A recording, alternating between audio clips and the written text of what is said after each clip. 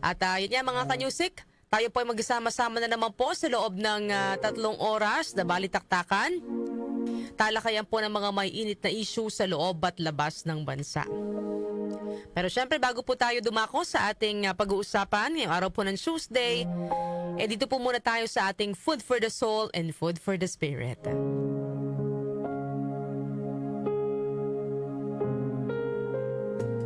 Noong unang panahon, may dalawang magtutroso na nagngangalang Charles at John. Madalas silang magtalo kung sino sa kanila ang mas magaling at mas maraming napuputol na kahoy. Kaya naman isang umaga, napag-isipan po ng dalawa na magkaroon ng paligsahan sa pagputol ng kahoy para malaman kung sino ba talaga sa kanila ang pinakamahusay. Simple lang po ang patakaran ng paligsahan mga kanyusik. Kung sino ang makakapagputol ng pinakamaraming kahoy sa loob ng isang araw, siya po ang tatanghaling panalo. Pagdating nila sa kagubatan, agad pumwesto ang dalawa sa magkaibang bahagi at nagsimula ng pumutol ng mga kahoy. Umalingangaw sa gubat ang tunog ng mga palakol. Halos sabay ang dalawa sa bawat hampas at walang nagpapatalo. Makalipas ang 1 oras, biglang tumigil si Charles. Nang mapansin ni John na wala nang tunog ng palakol sa kabila, ay bigla siyang ginanahan dahil naisip niya na pagod na si Charles sa pagpuputol ng kahoy.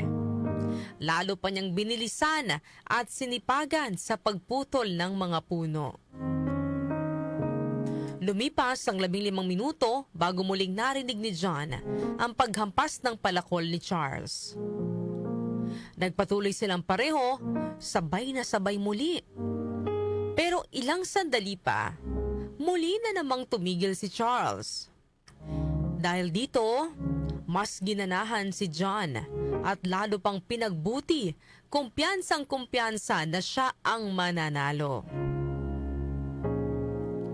Pagkalipas ng 15 minutes, bumalik na naman ang tunog ng palakol ni Charles.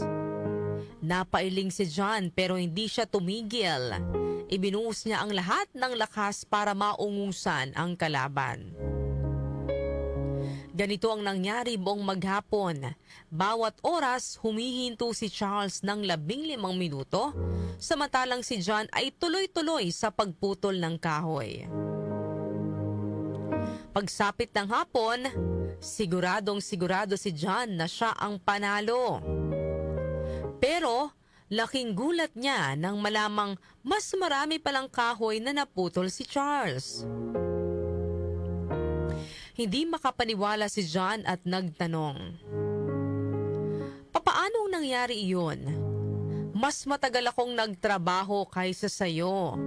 Narinig kong humihinto ka bawat oras." Sumagot naman si Charles, "Simple lang. Habang ikaw ay walang tigil sa pagpuputol ng kahoy, ako naman ay humihinto upang hasain at lalo pang patalasin ang aking palakol." Ano po ang aral na mapupulot po natin sa kwento natin ngayong Tuesday morning?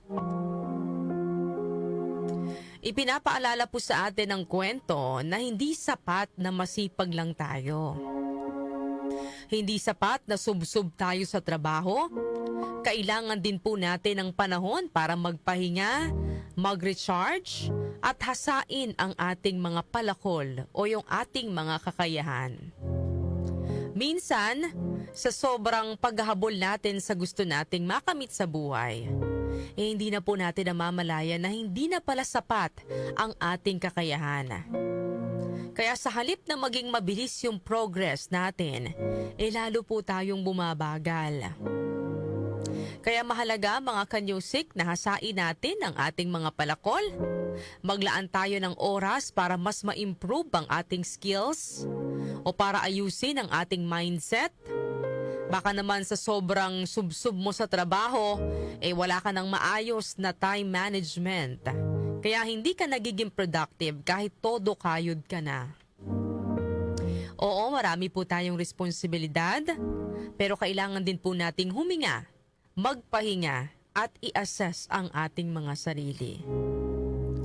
Lagi po nating tatandaan, bawat araw ay bagong pagkakataon para mag-recharge, mag-renew at pagbutihin pa ang ating mga sarili. Dahil kapag patuloy nating pinauunlad ang ating kakayahan, mas nagiging produktibo po tayo at mas nagiging maganda ang resulta ng ating mga pagsisikap. Sabi nga po sa Ecclesiastes chapter 10 verse 10, "If the axe is dull and its edge unsharpened, more strength is needed, but skill will bring success." Yan po ang ating food for the soul and food for the spirit ngayong araw po ng Tuesday.